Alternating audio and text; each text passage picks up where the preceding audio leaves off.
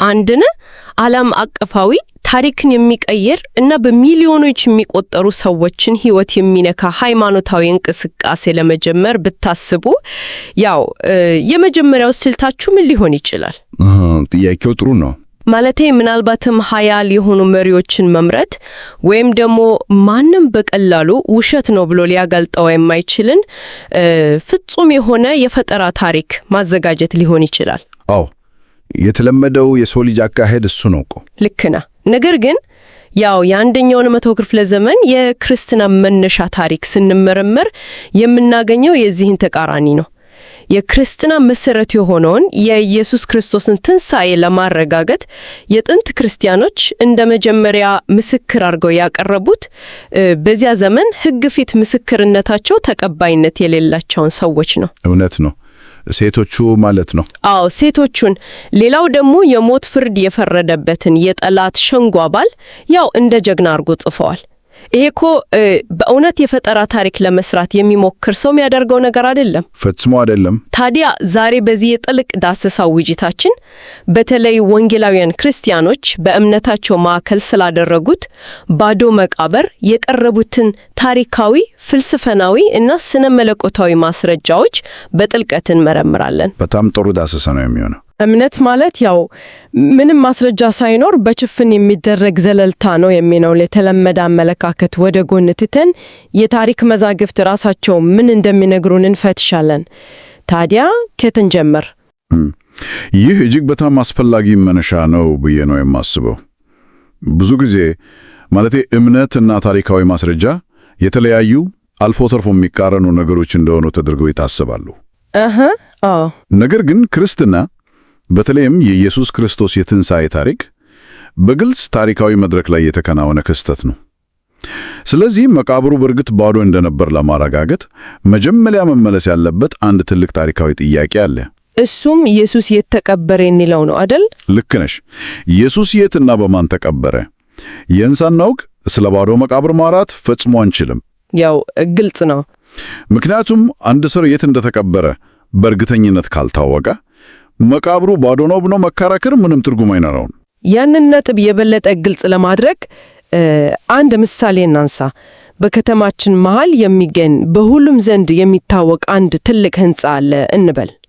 አንድ ሰው ተነስቶ ያ ሕንጻ ፈርሷል፣ እዚያ ቦታ ላይ የለም ብሎ ወሬ ቢያሰራጭ ማንም አያምነውም በጭራሽ። ምክንያቱም ማረጋገጥ ቀላል ነው። አዎ ማንም ሰው በቀላሉ ወደ ስፍራው ሄዶ ሕንጻው መቆም አለመቆሙን ማረጋገጥ ይችላል። በተመሳሳይ ሁኔታ የኢየሱስ የመቃብር ቦታ በኢየሩሳሌም ነዋሪዎች ሁሉ ዘንድ የሚታወቅ ከሆነ ደቀ መዛሙርቱ ዝም ብለው መቃብሩ ባዶ ነው ብለው ሊሰብኩ አይችሉም ነበር። ልክ ነው። ታዲያ ወንጌላት ይህንን የመቃብር ቦታ እንዴት ነው የሚገልጹት? ታሪኩ እንደሚነገረን ኢየሱስ የተቀበረው በአርማትያሱ ዮሴፍ በተባለ ሰው ነው። ይህ ሰው ደግሞ ተራ ግለሰብ አልነበረም አይደል? በፍጹም ተራ ሰው አልነበረም። ይህ የአርማትያሱ ዮሴፍ ታሪክ ለታሪክ ተመራማሪዎች እጅግ አስደናቂ ከሆኑት ማስረጃዎች አንዱ ነው። ዮሴፍ የሳንሄድሪን አባል ነበር። ቆይ ሳንሄድሪን ስትል ለዛሬው አድማጭ ትንሽ ቢብራራ። ሳንሄድሪን ማለት ለአሁኑ ዘመን ሰው ሲገለጽ ከፍተኛው የአይሁድ ጠቅላይ ፍርድ ቤት እና የፓርላማ ስልጣን የተጣመረበት ትልቅ ሸንጎ ማለት ነው። ማለቴ ኢየሱስን በሞት እንዲቀጣ የፈረደበት ይኸው ሸንጎ ነው እኮ። በትክክል ያው ሸንጎ ነው። ታዲያ የጥንት ክርስቲያኖችን ስነ ልቦና እስቲ እንመልከት። መሪያቸውን ጌታቸውን በግፍ ያስገደለባቸው ይህ ሸንጎ ነው። ለዚህ ሸንጎ አባላት የነበራቸው አመለካከት ምን ያህል መጥፎ ሊሆን እንደሚችል መገመት አያዳግትም። እርግጥ ነው ጠላት አድርጎ ነው የሚያስቧቸው። በአግባቡና በክብር የቀበረው ከጠላቶቻቸው ወገን የሆነ የሳንሄድሪን አባል ነው ብሎ ፈጽሞ አይጽፉም ነበር። የታሪክ ምሁራን ይህንን ጽንሰ ሐሳብ የአሳፋሪነት መመዘኛ ወይም ክራይቴሪዮን ኦፍ ኢምባራስመንት ብለው ይጠሩታል። ቆይ እዚህ ሌላ ቋርጠ ይህ የአሳፋሪነት መመዘኛ የሚባለው ነገር እንዴት ነው ለታሪካዊ እውነታ እንደ ማስረጃ የሚያገለግለው? ማለቴ አንድ ጸሐፊ ራሱን ወይም ወገኑን የሚያሳፍር ነገር ለምን ይጽፋል ብሎ ማሰብ ይቻላል እኮ። ጥያቄው ራሱ መልሱን ይዟል እኮ። አንድ ጸሐፊ የውሸት ታሪክ ሲፈጥር ሁልጊዜም የራሱን ወገን ከፍ የሚያደርግ ጀግና የሚያደርግ እና ለተደራሻኑ ደስ የሚል ነገር ነው የሚፈጥረው። አዎ ያማ ተፈጥሯዊ ነው። ታሪኩ የፈጠራ ቢሆን ኖሮ ወንጌላውያን ጴጥሮስ ወይም ዮሐንስ በድፍረት መጥተው አስከሬኑን ወስደው በክብር ቀበሩት ብሎ ይጽፉ ነበር። ነገር ግን እንደዚያ አላደረጉም። ልክ ነው። የቅርብ ደቀ መዛሙርቱ ሸሽተው እንደተደበቁ ነው የጻፉት። አዎ ሸሽተው እንደተደበቁ እና ጠላቶቻቸው ከሆኑት ከሳንሄድሪን ሸንጎ አባላት አንዱ መጥቶ እንደቀበረው ነው የጻፉት። ይህ ለጥንት ክርስቲያኖች እጅግ የሚያሳፍርና ማይመች እውነታ ነው። በጣም ታዲያ እንዲህ አይነቱን ለራሳቸው የማይመች ታሪክ የጻፉበት ብቸኛው ምክንያት እውነታው እሱ ስለነበርና ማንም ሊከዳው የማይችል በአደባባይ ታወቀ ታሪክ ስለነበር ብቻ ነው። በተጨማሪም የቀብር ታሪክ ማለቴ በማርቆስ፣ በዮሐንስ በሐዋርያት ሥራ እና ጳውሎስ በእኛ ቆሮንቶስ 15 ላይ በጻፈው መልእክት ውስጥ በተለያዩ ነፃ ምንጮች ተረጋግጧል። ታዲያ ይህ መቃብር በትክክለኛ ቦታ መኖሩን እና በሁሉም ዘንድ በተለይም በአይሁድ መሪዎች ዘንድ የሚታወቅ መሆኑን ከተቀበልን የሚቀጥለው ትልቅ የታሪክ እንቆቅልሽ በዚያች የሳምንቱ የመጀመሪያ ቀን ማለዳ ላይ መቃብር ውስጥ ምን ተገኘ የሚለው ነው አይደል? አዎ እሱ ነው ዋናው ጥያቄ። የሐዋርያው ጳውሎስ ጽሑፍን ብንመለከት በእኛ ቆሮንቶስ 15 ላይ ያው የጥንት ክርስቲያኖችን የእምነት መግለጫ ሲያቀርብ ተቀበረ፣ በሶስተኛውም ቀን ተነሳ ይላል። ግን እዚህ ላይ አንድ ጥያቄ ይነሳ። ለአንደኛው መቶ ክፍለ ዘመን አይሁዳዊ ተነሳ የሚለው ቃል ምን ትርጉም ነበረው? ምናልባት ግሪኮች እንደሚያስቡት አካሉ በመቃብር ፈርሶ ሳለ ማለት መንፈሱ ብቻ ወደ ሰማይ አረገ ማለቱ ይሆን እንዴ? አየሽ፣ ይህ እጅግ መሰረታዊ የሆነ የሥነ መለኮትና የታሪክ አውድ ጥያቄ ነው። የግሪኮች ፍልስፍና ያው አካልን እንደ እስር ቤት፣ መንፈስ እንደ ንጹሕ ነገር ስለሚያይ ከሞት በኋላ መንፈስ ከአካል ተለይቶ መኖሩን እንደ ትልቅ ነጻነት ያየ። አዎ ፕላቶናዊ አስተሳሰብ ማለት ነው። ልክ ነሽ። ነገር ግን የአይሁድ አስተሳሰብ ከዚህ ፍጹም የተለየ ነው። ለአንድ የአንደኛው መቶ ክፍለ ዘመን አይሁዳዊ ተነሳ ወይም ትንሣኤ የሚለው ቃል ቀጥተኛ የሆነ አካላዊ ትንሣኤም ብቻ ነው የሚያመለክተው። አካላዊ ትንሣኤ በአይሁድ መረዳት ሰው ማለት አካልና መንፈስ በአንድ ላይ ተዋህደው የሚፈጥሩት ሕያው ነፍስ ነው። ስለዚህ አንድ ሰው ተቀበረ ከዚያም ተነሳ ሲባል በውስጠ ታዋቂነት ያ ተቀብሮ የነበረው አካል ከመቃብር ወጥቷል፣ መቃብሩም ባዶ ሆኗል ማለት ነው። ግልጽ ነው። ጳውሎስ ተነሳ የሚለውን ቃል ሲጠቀም ያው መቃብሩ ባዶ መሆኑን በግልጽ እያረጋገጠ ነው ያለው። እሺ፣ የጳውሎስ ጽሑፍ ያንን ካሳየ ወደ ማርቆስ ወንጌል ደግሞ እንምጣ። የማርቆስ ወንጌል የመጀመሪያውና በጣም የቆየው ወንጌል እንደሆነ ያው በምሁራን ይነገራል።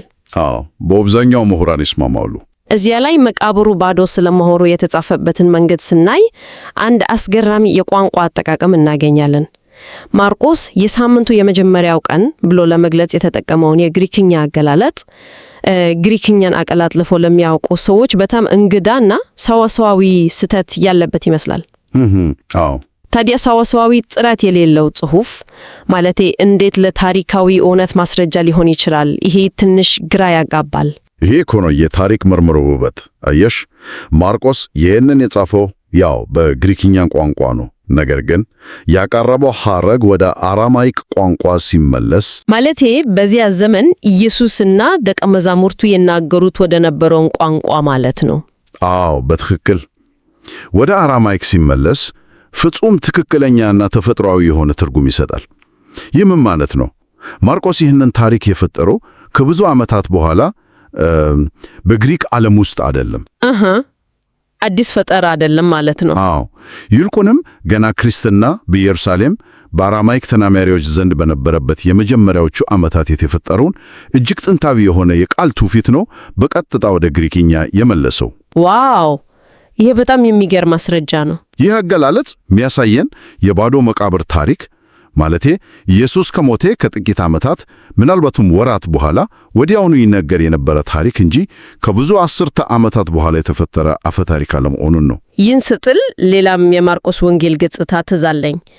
የፈጠራ አፈ ታሪኮች ያው ብዙውን ጊዜ እጅግ የተጋነኑ በምናብ የተሞሉና ለማመን የሚከብዱ ጌጣጌጦች አሏቸው። ልክ ነው። ማጋነን ይወዳሉ። ለምሳሌ ዘግይቶ በሁለተኛው መቶ ክፍለ ዘመን የተጻፈውን እና ቤተ ክርስቲያን ቀኖናዊ አይደለም ብለው ውድቅ ያደረገችውን የጴጥሮስ ወንጌል የተባለውን ጽሑፍ ብንመለከት ትንሣኤው የተገለጸበት መንገድ ልክ እንደ ሆሊውድ ፊልም ነው እኮ። አዎ፣ በጣም ይገርማል። እሱ ይረዝማል። ኢየሱስ ከመቃብር ሲወጣ ደግሞ ከነሱም በላይ እጅግ ግዙፍ ይሆናል። ከኋላው ደግሞ መስቀሉ ተከትሎት ይወጣና መስቀሉ ራሱ ይናገራል የሚል እጅግ የተጋነነ ታሪክ እናባለን። የማርቆስ ወንጌል ግን እንዲህ አይነት ነገር ፈጽሞ የለበትም። በትክክል አነጣጥሮታል። አየሽ፣ እውነተኛ የዓይን እማኞች ታሪክ ሲናገሩ እውነታውን ቀለል ባለመልኩ ነው የሚያቀርቡት። የማርቆስ ወንጌል ትረካ እጅግ በጣም ቀላልና ደረቅ። አዎ፣ ቀጥታ ወደ ነጥቡ ነው የሚገባው። ሴቶች ማለዳ መጡ፣ ድንጋዩ ተንከባሎ አዩ። መቃብር ውስጥ አንድ ጎረምሳ በመልአክ አምሳል ተቀምጦ አዩ። መቃብሩ ባዶ መሆኑን ተነገራቸው፣ ሄዱ። ምንም አይነት የጠፈር ላይ ትዕይንት ወይም አስገራሚ የተፈጥሮ ክስተት አልተጨመረበትም። አዎ፣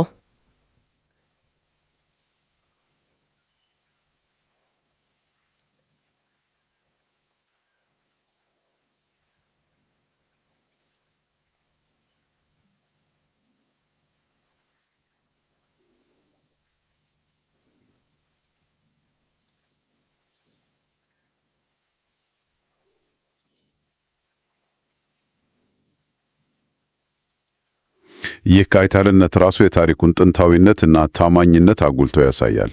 በተጨማሪም በሦስተኛው ቀን የሚለው የጊዜ ሰሌዳ ከየት መጣ ብለን ብንጠይቅ ማንም ሰው ኢየሱስ ከመቃብር ሲወጣ በዓይኑ አላየም። እሱማ ግልጽ ነው፣ ማንም አላየም። ነገር ግን ታሪካዊ እውነታ ሴቶቹ መቃብሩን ባዶ ሆኖ ያገኙት በእሁድ ማለዳ ማለትም በሦስተኛው ቀን ነበር። ስለዚህ ማለቴ የትንሣኤው ቀን በዚያች ዕለት እንዲሰየሙ ነው ማለት ነው። ይህ ደግሞ ቀጥታ ወደሚቀጥሉ ትልቅ የታሪክ ማስረጃ ይወስደናል። መቃብሩ ባዶ እንደነበር ካየን ይህንን እውነት ለመጀመሪያ ጊዜ ያገኙት እና የመሰከሩት እነማን ናቸው? አስቀድመን በመግቢያችን ላይ እንዳነሳ ነው ምስክሮቹ ሴቶች ነበሩ። አዎ፣ ሴቶች ናቸው። እኛ አሁን ባልንበት የ21ኛው መቶ ክፍለ ዘመን አስተሳሰብ ሴቶች ምስክር መሆናቸው ምንም ያስገርም ላይሆን ይችላል። ነገር ግን የአንደኛውን መቶ ክፍለ ዘመን የአይሁድ ባህል ስነልቦና መረዳት እጅግ አስፈላጊ ነው እኮ። በጣም እንጂ። የታሪክ ጸሐፊው ጆሴፈስ በዚያ ዘመን ስለነበረው ሕግ ሲጽፍ ምን አለ? የሴቶች ምስክርነት በፍርድ ቤት ተቀባይነት የለውም፣ ምክንያቱም ሴቶች በባህሪያቸው ቀላልና ደፋር ናቸው ተብሎ ስለሚታሰብ ነው ይላል። ታዲያ ደቀ መዛሙርቱ አዲስ ሃይማኖት ለመጀመር ፈልገው ታሪክ እየፈጠሩ ቢሆን ኖሮ ለምን ጴጥሮስን፣ ዮሐንስን ወይም ያዕቆብን የመጀመሪያ ምስክር አድርገው አላቀረቡም? ይህ ማለት ማንም ታሪክ ተመራማሪ ክርስቲያንም ሆነ ክርስቲያን ያልሆነ ሊክደው የማይችለው ኃይለኛ ማስረጃ ነው። ታሪኩ የፈጠራ ቢሆን ኖሮ ሐዋርያቱ ማንም ሊያምነው የማይችለውን የሴቶችን ምስክርነት ተጠቅመው የራሳቸውን ታሪክ አደጋ ላይ አይጥሉም ነበር። እንደውም ተቃዋሚዎቻቸው ይህንን እንደ መሳለቂያ ይጠቀሙበት ነበር እኮ። የሴት ወሬ እያሉ ይሳለቁ ነበር ማለት ነው። አዎ፣ የእናንተ ሃይማኖት የተመሰረተው በሴቶች የፈጠራ ወሬ ላይ ነው እያሉ ይነኩፋቸው ነበር።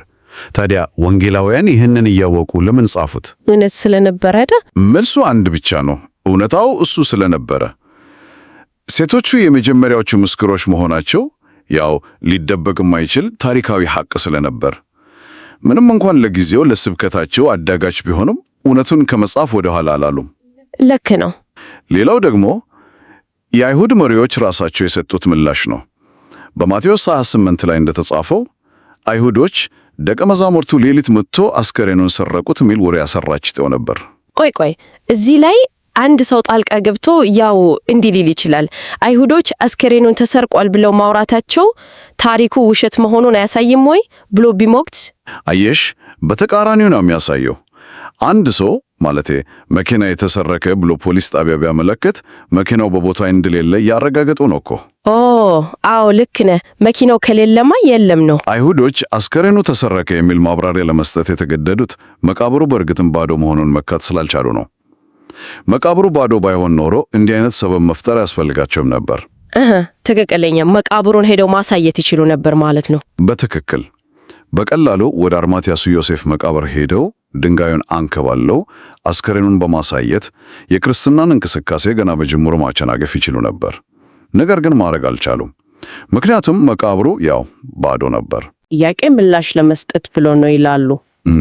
ማለቴ ሴቶቹ ፈርተው ለማንም አልተናገሩም ነበር በማለት የራሱን የፈጠረ ታሪክ ለመሸፈን ሞክሯል ይላሉ። ይህን መላምት እንዴት እናየዋለን? ይህ መላምት በታሪክ ምርምር ውስጥ እጅግ በጣም ደካማ ከሚባሉት አንዱ ነው።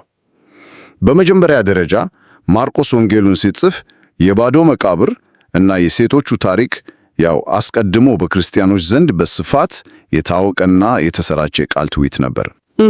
አዲስ ነገር አልፈጠረም። አዎ፣ ማርቆስ አዲስ ታሪክ እየፈጠረ አልነበረ። ሁለተኛ፣ ማርቆስ ሴቶቹ ለጊዜው ፈርተው ዝም አሉ ማለቱ ፍርሃታቸውን እና ተፈጥሯዊ የሆነ የሰው ልጅ ምላሽን የሚያሳይ እንጂ እስከ መጨረሻው አልተናገሩም ለማለት አይደለም። አዎ፣ እስከ መጨረሻው ዝም ብለው ቢሆን ኖሮ እኮ ማርቆስ ራሱ ታሪኩን ከየት ሊያገኘው ቻለም? ልክ ነሽ። ሶስተኛ ደግሞ አስቀድመን እንዳየነው የሴቶች ምስክርነት በዚያ ባህል ውስጥ ተቀባይነት ስላልነበረው ማርቆስ የውሸት ታሪክን ለመሸፈን ፈልጎ ቢሆን ኖሮ ሌላ የተሻለና ተቀባይነት ያለው ሽባሽር ይፈልግ ነበር እንጂ ሴቶቹን አይጠቀምም ነበር። ታዲያ የዚህ ሁሉ ትርጉም ምንድን ነው? መቃብሩ በእርግጥም ባዶ እንደነበር እውቅና ባለው ቦታ እንደነበር እና ያው ጠላቶችም ጭምር ባዶ መሆኑን እንዳመኑ ታሪካዊ ማስረጃዎቹ ካረጋገጡልን ታሪኩን በትንሣኤ ለማመን የማይፈልጉ ታሪክ ተመራማሪዎች እንዴት ያብራሩታል? እስቲ የተቃውሞ መላምቶችን እንመልከት። የመጀመሪያው እና በጣም የድሮ መላምት ያው የሴራ ንድፍ ሐሳብ ወይንም ኮንስፒረሲ ሃይፖቴሲስ የሚባለው ነው። አዎ፣ እሱ የታወቀ ነው። ይህ ማለት ደቀ መዛሙርቱ ሆን ብለው አስከሬኑን ሰርቀው ዓለምን አታለሉ የሚል ነው አይደል? ይህ መላምት በአሁኑ ዘመን ባሉ ከባድ የታሪክ ምሁራን ዘንድ ያው ሙሉ በሙሉ ውድቅ ሆነዋል። ለምን ቢባል የሰው ልጅ ስነ ልቦና እና የታሪክ ማስረጃዎች አብሮ ስለማይሄዱ ነው። እንዴት ማለት? ደቀ መዛሙርቱ ክርስቶስ ተነስቷል ብለው በሰበኩት ስብከት ያገኙት ምንድን ነው? ሀብት፣ ስልጣን፣ ክብር አይደለም። ያገኙት ያው እስራት፣ ድብደባ፣ ስደት እና በመጨረሻም እጅግ ዘግናኝ የሆነ ሞት ነው። ማንም ለውሸት አይሞት። በትክክል ሰዎች እውነት መሆኑን ላመኑበት ነገር ሊሞቱ ይችላሉ። ነገር ግን ራሳቸው ሆን ብለው ለፈጠሩት ውሸት ማንም ሰው ሕይወቱን አሳልፎ አይሰጥም። በተጨማሪም በአይሁድ አስተሳሰብ መሲሁ ይሞታልና ይነሳል ብለው ፈጽሞ አይጠብቁም ነበር እኮ። የሮማውያንን ቀንበር ሰብሮ ምድራዊ መንግስት ያቆማል ብለው ነበር የሚያስቡት። ልክ ነሽ። የተሰቀለና የሞተ መሲህ ለነሱ ታላቅ ውድቀት እና ማሰናከያ ነበር እንጂ አስከሬን ሰርቀል አዲስ ሃይማኖት እንፍጠር የሚያስብላቸው ያው ስነ ልቦናዊ ዝግጁነት አልነበራቸውም። ወደ ሁለተኛው መላምት ደግሞ እንለፍ። የሙት መስሎ መታየት ንድፍ ሐሳብ ወይንም apparent death hypothesis የሚባለው ስዋን ቲዮሪ ይሉታል አንዳንዶቹ። አዎ፣ ይህ ንድፍ ሐሳብ ኢየሱስ በመስቀል ላይ አልሞተም፣ ራሱን ስቶ ነበር፣ መቃብር ውስጥ ካለው ቅዝቃዜ የተነሳ ነቅቶ ወጣ የሚል ነው።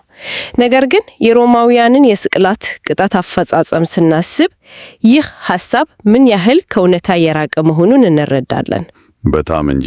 የሮማውያን ወታደሮች ሰውን በመግደል ረገድ እጅግ የሰለጠኑ ባለሙያዎች ናቸው እኮ። አንድን ሰው ሳይሞት ከመስቀል ላይ ካወረዱ የራሳቸው ሕይወት በሞት እንደሚቀጣ ያውቃሉ። ልክ ነው። የሞት ቅጣት ነው የሚያስከትልባቸው። ጦር በጎኑ መወጋቱ፣ ደም እና ውሃ መውጣቱ የልብ መፈንደትን የሚያሳይ እና ሞቱን ሙሉ በሙሉ የሚያረጋግጥ የሕክምና እና የአካላዊ እውነታ ነው። አዎ፣ ይህንን ነጥብ ይበልጥ ግልጽ የሚያደርገው ደግሞ ዴቪድ ስትራውስ የተባለው በ19ኛው መቶ ክፍለ ዘመን የነበረው የታሪክ ምሁር ያቀረበው ትንታኔ ነው። እሱ ራሱ ያው የትንሣኤን ታሪካዊነት ባያምንም አንድ ጥሩ ነጥብ አንስተዋል። ምን አለ? ኢየሱስ አልሞተም፣ ዝም ብሎ ነቅቶ መጣ ብለን ብናስብ እንኳን ምን ሊፈጠር እንደሚችል እናስብ ነው የሚለው። ልክ ነው። የስትራውስ ምሳሌ እጅግ በጣም የሚገርም ነው እኮ። የሮማውያን ጅራፍ ጫፉ ላይ አጥንትና ብረት ያለው የሰውን ስጋ የሚቦጭቅ ነው። በዚህ ተገርፎ እጅና እግሩ በምስማር ተቸንክሮ ጎኑን በጦር ተወግቶ ለ3 ቀናት ያህል ያለ ምግብና ውሃ በቀዝቃዛ መቃብር ውስጥ የቆየ ሰው በመጨረሻም ከባድ ድንጋይ አንከባሎ የሮማውያንን ዘበኞች ጥሶ ወጣ እንበል። አው ማይመስል ነገር ቢሆንም ወጣ እንበል። ይህ ሰው በደም ተለወሶ እየተንፏቀቀ ቆስሎና ተዘለፍልፎ ወደ ደቀ መዛሙርቱ ቢመጣ ደቀ መዛሙርቱ አይተውት ዋው የሕይወት ጌታ ሞትን አሸንፎ በክብር ተነሳ፣ የዓለም አዳኝ መጣ ብሎ አምልኮ ይጀምራሉ እንዴ? በፍጹም አያደርጉትም። ይልቁንም ወይኔ ጌታችን ቶሎ ሐኪም ጥሩ፣ ውሃ አምጡ፣ ጠባሳውን አናክመው ነው የሚሉት። እንዲህ ያለው አሳዛኝ የተሸነፈ እና በሞት አፋፍ ላይ ያለ ምስል ማለቴ በምንም መንገድ ያንን የመሰለ ኃይለኛ እና ዓለምን የለወጠ የትንሣኤን እምነት በደቀ መዛሙርቱ ልብ ውስጥ ሊያመጣ አይችልም። ልክ ነሽ። የትንሣኤው እምነት ሊመነጭ የሚችለው የከበረውንና ሞትን ያሸነፈውን ክርስቶስን ከማየት ብቻ ነው። ፍጹም ትክክለኛ ማብራሪያ። ስለዚህ ያው የሙት መስሎ መታየት መላመት ራሱ በራሱ የሚፈርስ በሕክምናም ሆነ በስነ ልቦናም አይቻልም። ታዲያ እነዚህ መጀመሪያዎቹ መላመቶች ካልሰሩ በ10ኛው መቶ ክፍለ ዘመን የወጡ ሌሎች ሳይንሳዊ ወይም ታሪካዊ ማብራሪያዎች አሉን ብለን እንጠይቃለን። አዎ ሌሎቹም አሉ እኮ። ሶስተኛው መላመት ያው የተሳሳተ መቃብር መላመት የሚባለው ነው። በ1907 ኪርሶፕሌክ የተባለ ምሁር ይህንን ሐሳብ አቅርቧል። ማለዳ ጨለማ ስለነበር እና ሴቶቹ በሐዘን ተውጦ ስለነበር ተሳስተው ወደ ሌላ ባዶ መቃብር ሄዱ የሚል ነው። እዚያ የነበረው አትክልተኛም እዚህ የለም ወደዚያ ፈልጉት ሲላቸው እነሱ ግን ተነስቷል ብሎ ተረድተው ሄዱ የሚል ሐሳብ ነው። እንዴ ይመላመቱ እኮ ሲሰሙት በጣም ያስቅ ነው። የአንደኛው መቶ ክፍለ ዘመን ኢየሩሳሌምን የመቃብር ስፍራ አቀማመጥ ስናስብ የአንድ ሀብታም የሳንሄድርን አባል መቃብር እና የተራ ወንጀለኞች መቃብር ፈጽሞ ይለያያል። በጣም የተለየ ነው የሚሆነው። ሴቶቹ ተሳሳቱ ብንል እንኳ ጴጥሮስና ዮሐንስም ተሳሳቱ እንዴ? አስከሬኑን በገዛ እጁ ያስገባው የአርማትያሱ ዮሴፍስ ማለቴ ራሱ የቀበረበትን መቃብር አጥቶት ነው። አዎ ፈጽሞ የማይመስል ነገር ነው። ደግሞስ አይሁዶች የክርስትናን ስብከት ገላ በጅምሩ ለማስቆም ሲፈልጉ ሁለተኛውን መቃብር ከፍተው አስከሬኑን በማውጣት የሴቶቹን ስህተት በአደባባይ ማጋለጥ አይችሉም ነበር። ሁሉም ሰው ቦታውን ያውቀው ነበርኩ። ልክ ነሽ። ይህ መላመት በታሪክ ምሁራን ዘንድ ምንም አይነት ክብደት የለውም። አይሁዶች ያው ትክክለኛውን መቃብር ለማግኘት ምንም አይከብዳቸውም ነበር። የመጨረሻው መላምት ደግሞ የተዘዋወረ አስከሬን መላምት የሚባለው ነው። ጆሴፍ ክላውስነር የተባለ ምሁር እንዳቀረበው የአርማትያሱ ዮሴፍ አስከሬኑን በጊዜያዊነት የሰንበት እረፍት ስለደረሰ እዚያ መቃብር ውስጥ አኖረውና ጊዜ ስለሌለው በኋላ ግን ሰንበት ካለፈ በኋላ ወደ ሌላ የባዕድ መቃብር ወይም የወንጀለኞች መቃብር በድብቅ አዘዋወረው የሚል ነው። እሺ ይሄኛው መላምት ትንሽ የተሻለ ቢመስልም በተግባር ግን ማለቴ አይሰራም። ለምን? ደቀ መዛሙርቱ ከጥቂት ሳምንታት በኋላ በኢየሩሳሌም አደባባይ ኢየሱስ ተነስቷል ብለው በአደባባይ መስበክ ጀመሩ አይደል? ታዲያ ይህ ወሬ ከተማዋን ሲያናውጥ ዮሴፍ ብቅ ብሎ ቆዩ እንጂ እናንተ ሰዎች ምን ሆናችኋል? አስከሬኑን እኮ እኔ ነኝ ወደ ሌላ ቦታ ያዘዋወርኩት ብሎ እውነቱን በመናገር ግርምቱን ማብረድ ይችል ነበር እኮ። በጣም ትክክል ነሽ። ሁለተኛ ደግሞ መቃብሩ ባዶ መሆኑን ብቻ አየን ብለው ደቀ መዛሙርቱ የሙታን ትንሣኤ ተጀመረ ብለው አዲስ እምነት ሊመሰርቱ አይችሉም። ያነሳሽው ነጥብ እጅግ ወሳኝ ነው። ባዶ መቃብር ብቻውን ክርስትናንን ሊጀምር አይችልም እኮ። አንድ አይሁዳዊ ማለቴ ባዶ መቃብር ሲያይ ወደ አእምሮ የሚመጣው የመጀመሪያ ሐሳብ አስክሬኑን ማን ነው የወሰደው የሚል እንጂ ከሙታን ተነሳ የሚል አይደለም። ፈጽሞ አዎ። ስለዚህ የተዘዋወረ አስክሬን መላምት መቃብሩን ለምን ባዶ እንደሆነ ማብራራት ቢሞክርም ደቀ መዛሙርቱ ለምን ትንሣኤ ሆነ ብሎ ለማመን እንደበቁ እና የክርስትና እምነት እንዴት ያው በአስገራሚ ሁኔታ ሊጀምር እንደቻለ አያብራራም። ዛሬ ላይ ያሉ ዘመናዊ ታሪክ ተመራማሪዎች ሌላው ቀርቶ ትንሣኤውን በግል እምነታቸው ማይቀበሉት ጭምር ለባዶ መቃብር ምንም አይነት ተአማኒነት ያለው ተፈጥሯዊ ማብራሪያ እንደሌላቸው በግልጽ ያስረዳሉ። መቃብሩ ባዶ መሆኑ ሊካድ ማይችል ታሪካዊ ሁኔታ ነው። ልክ ነው። ማስረጃዎቹ ሁሉ ከታሪክ ከስነ ልቦና እና ከባህል አውድ አንጻር ስናያቸው ወደ አንድ አቅጣጫ ነው የሚያመላክቱት። ይህም ወንጌላት የሚነገሩን ታሪክ ትክክለኛ እና በጠንካራ መሰረት ላይ የቆመ መሆኑን ነው። ታዲያ እነዚህ ሁሉ መላምቶች ውድቅ ከሆኑ የቀረም ብቸኛ ታሪካዊ እውነታ መቃብሩ ባዶ መሆኑ ነው። ለእኛ ለወንጌላውያን ክርስቲያኖች ይህ በጣም ትልቅ ትርጉም አለው።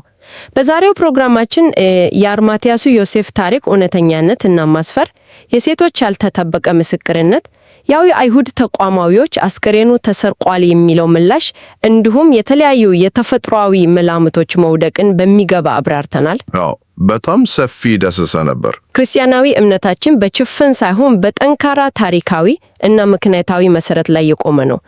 ነገር ግን ይህንን ሰፊ የጥልቅ ዳሰሳ ውይይታችንን ስናጠናቀቅ አድማጮቻችን ይበልጥ ሊያስቡበት የሚገባ አንድ አነቃቂ የታሪክ እንቆቅልሽ ማንሳት እፈልጋለሁ።